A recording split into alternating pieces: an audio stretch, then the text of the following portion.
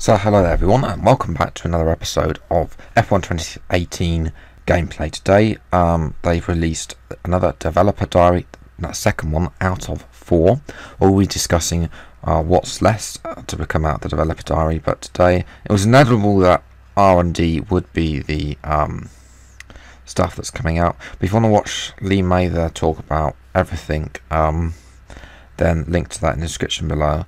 But yes, you can see some shots on screen. I'll be going through all of that in a minute in the video, but there is one little piece that I would like to show you, and this is from Carl, who is on your screen now. Let's hear what Carl has to say. Listen up, everyone. They've announced that technical regulations are changing for next season. There's a risk a lot of our hard work could be undone if we're not careful.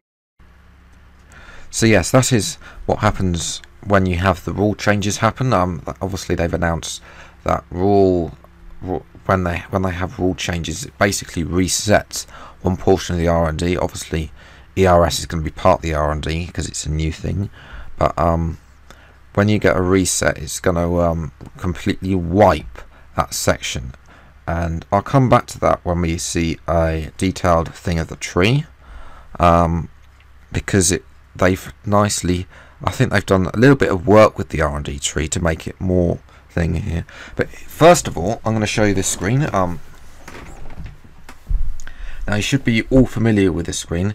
This is the R&D screen. You can see that Haas in this particular save are the fastest car. But it looks like that all the teams are in the order they should be. Renault and McLaren are probably swapped about, but that's a bit disappointing. But ultimately, this overview screen is still remaining. But I have seen in a few screenshots that Ferrari do make moves on Mercedes, but it's a question of will they upgrade fast enough.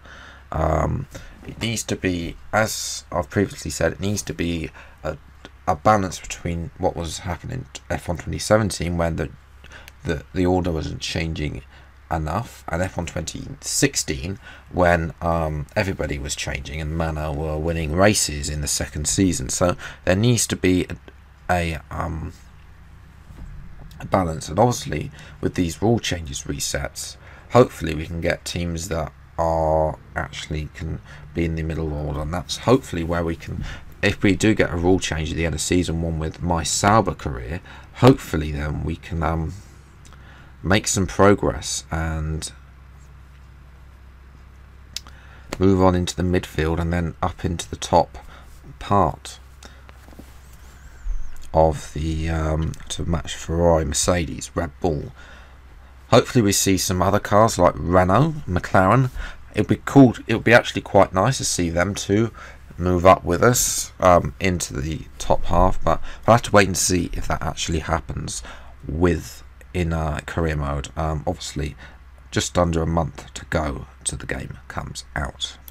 So this second screenshot is taken just before Carl announced the stuff is changing, and you can see you've got an overview screen, but it's on like a computer. It's no longer really, I suppose that's a tablet that docks.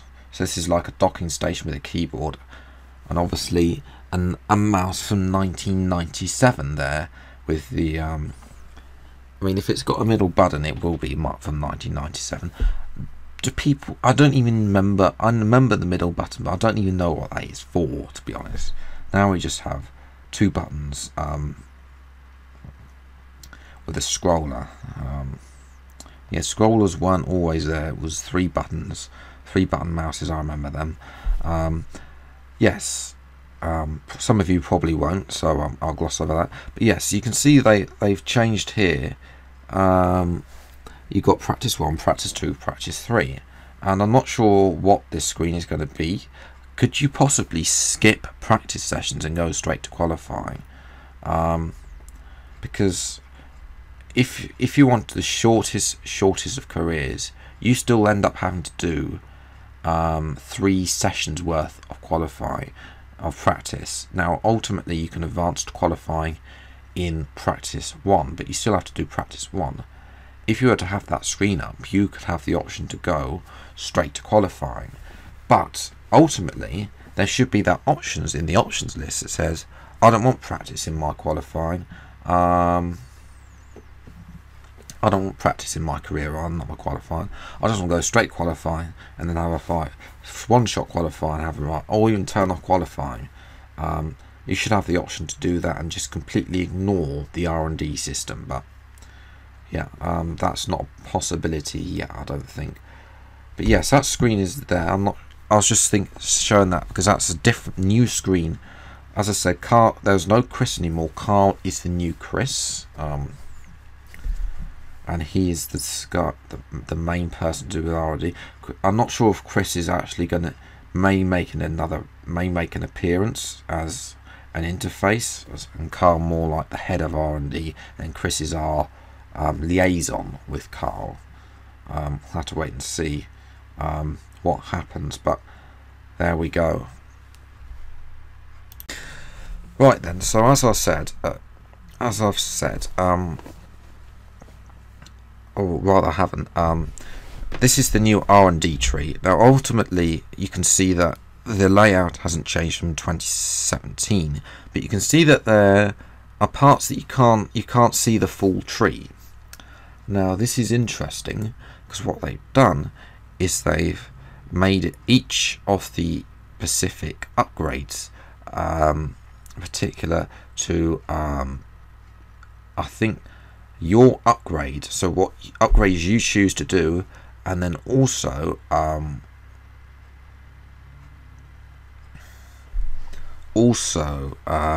so that then when they reset, then you can just you go back to the beginning basically, and then you start on upgrade. And then what I'd love to see, if you had a reset in one department, you wouldn't see the same upgrades as you did at the start.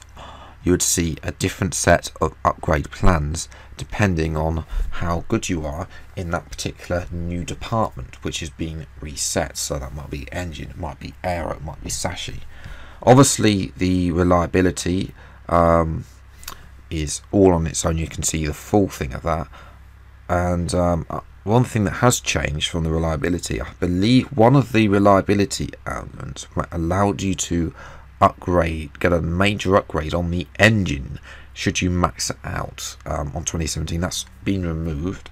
Other than that, the R&D, the efficiency tree has stayed the same, but this branching out, obviously ERS is going to be one part of it, upgrading the ERS stuff system, and you still got the diamonds and the shifters. That basically means you can spend less, and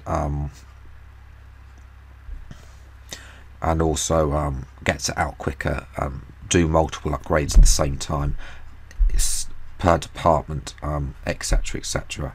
Although I think some of that also comes with the contract. You haven't seen anything about the contract stuff yet. Go and check it out in the playlist. At the very bottom of the description. I apologise for that being, I haven't had time to sort that out yet, but it is at the bottom, right at the bottom. If you expand the description, it's the last. It should be the last playlist. If it's not there, let me know in the comments below. If you can't find a particular video, again, let me know in the comments below, and I shall spend time to find a link for you. Yes, just thought you'd like to see. Now I'm going to switch to another screen which has got a few more upgrades, so you can see how the upgrades sort of fogginess becomes clear. So this is a more upgraded tree. You can see we've done all the efficiency upgrades, but you can see that there is some of the parts linked back to each other. So you can see on the engine part there is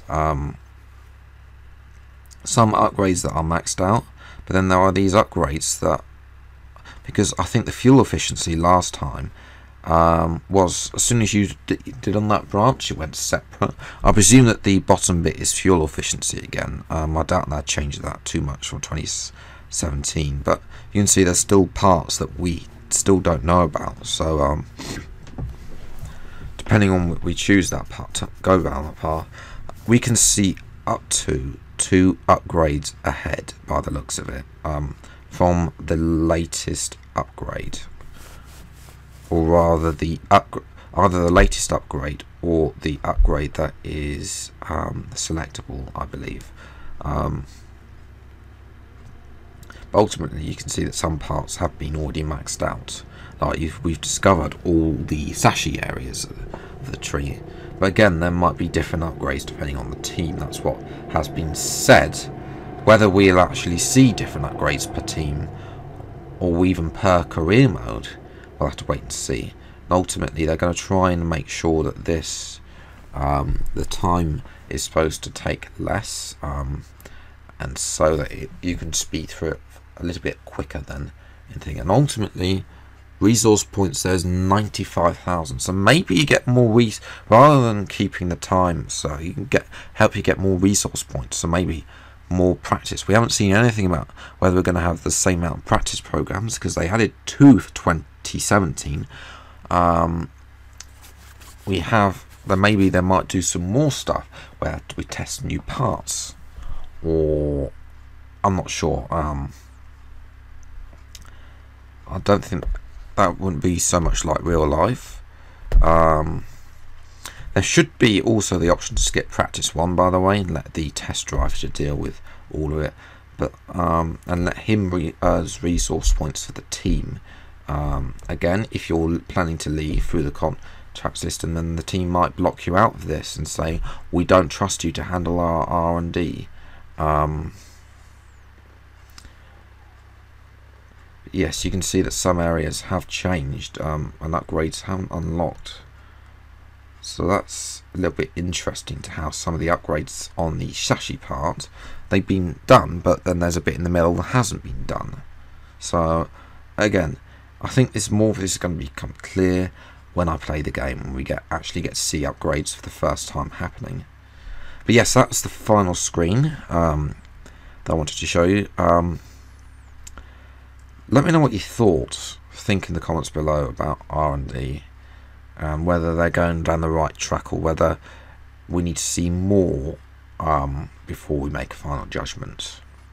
Personally, I'm going to have to play the game. It's going to be down to my career mode on how I pass the judgment, and then it will be feeding that back to you guys with the videos. Hopefully, somebody from Codemasters will watch and see that as well. So yes, just to round off the video, obviously here are some screenshots from Germany. There's only 3 of them, which I don't think I included in the last video, but they are there. The Sauber one, it actually looks pretty nice, but yes, R&D, we'll have to wait and see. Ultimately, hopefully everybody's championship is different, like 2016, because people are reporting that some teams are doing better than others. It makes your career mode special, and it means that instead of having just a bog standard career mode where Team at Marduk and Arava, who will get all the views anyway, but I don't want to have the same career mode as they do. I want to have my own career mode, which I can show off to you subscribers. If you're not subscribed, you may wish to, because I shall be doing another video on what we still got left from that little list that was leaked. I was planning to do that today, but ultimately this came out, so that's going to be shelved for maybe tomorrow or Friday. I've also got the nightlife update coming as well from GTA 5, so that's coming. I played the first little bit for that with the startup, and then we'll try and progress through that DLC as well, so that's going to be coming. But yes, I'm going to leave it there. Let me know what you think about the new R&D, well, the adjusted R&D system, because it's been adjusted to match A being reset, B and B having more unique components per car, and hopefully per career. But that's it. Hopefully you have enjoyed. If you did, leave a like, subscribe to the channel if you're new to see more F1 2018 content and game news and stuff like this as and when it comes out in the evenings, of course, because I work full time, so that's why it's not out earlier, for those of you who don't know already. Until the next video, I'll see you next time. Take care. Thank you so much for watching. Enjoy the rest of the day, and goodbye.